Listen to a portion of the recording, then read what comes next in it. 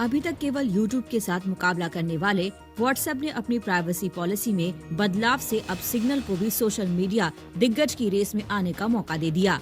हालांकि अभी तक तो सिग्नल WhatsApp के मुकाबले कुछ भी नहीं है, लेकिन अगर प्राइवेसी पॉलिसी का मामला नहीं सुलझा तो फिर सिग्नल को धीरे धीरे सोशल मीडिया में छाने से रोकना किसी के लिए भी मुश्किल होगा। वैसे भी सिग्नल के को-फाउंडर ब्रायन अल्टन 2009 में WhatsApp के को-फाउंडर थे। ऐसे में उनकी महारत किसी तरह से सिग्नल को WhatsApp का सबसे बड़ा प्रतिद्वंदी बना सकती है।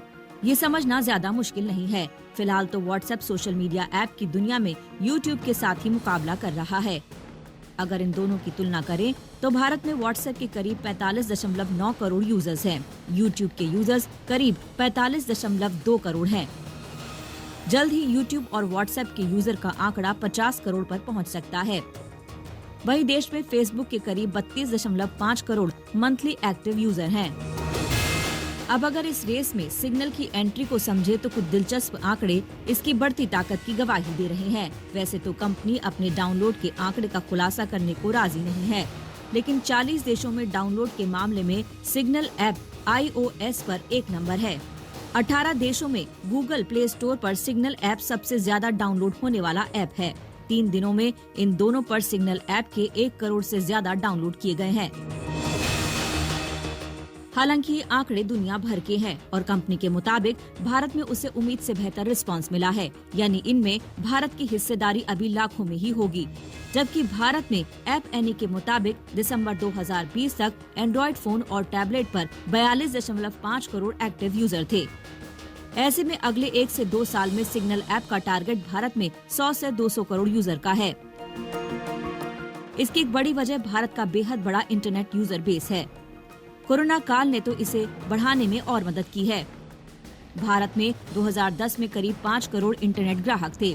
2020 के आखिर में ये आंकड़ा 60 करोड़ पर पहुंच गया। इन सब आंकड़ों के बावजूद WhatsApp को हराना फिलहाल मुश्किल नहीं, नामुमकिन है। ऐप एनी की रिपोर्ट के मुताबिक भारत में भले ही अब WhatsApp के डाउनलोड होने की स्पीड धीमी हो गई हो, लेकिन इनके पुराने यूजर्स का भरोसा इन पर बना हुआ है। भारत में इसके 95% से ज्यादा मंथली एक्टिव यूजर हैं, जो रोजाना WhatsApp का इस्तेमाल करते हैं। WhatsApp के 100% यूजर हफ्ते में कम से कम एक बार इसका इस्तेमाल जरूर करते हैं। वहीं भारत में YouTube के कुल यूजर्स में से 3/4 यूजर ऐसे हैं जो रोजाना इसका इस्तेमाल करते हैं। ऐसे में सिग्नल के लिए WhatsApp की प्राइवेसी पॉलिसी वरदान साबित हो सकती है। हालांकि इतना भी तय है कि बाजार में हिस्सा कब्जाने के बावजूद रेवेन्यू के मामले में अभी इन कंपनियों को कड़ी मशक्कत करनी होगी। Research firm media partners Asia की रिपोर्ट के मुताबिक YouTube ने पिछले साल भारत में ऑनलाइन वीडियो बाजार से हुई कमाई का 43% हिस्सा यानी 10.23 हजार करोड़ रुपए कमाए। डिज्नी और हॉटस्टार के खाते में 16% और नेटफ्लिक्स के खाते में कमाई का 14% हिस्सा आया।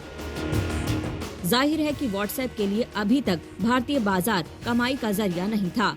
इस नई पॉलिसी के जरिए Facebook की मदद से WhatsApp रेवेन्यू में अपनी हिस्सेदारी बढ़ाने के जो मंसूबे पाल रहा था, वो सिग्नल के साए में धुंधलाता दिख रहा है।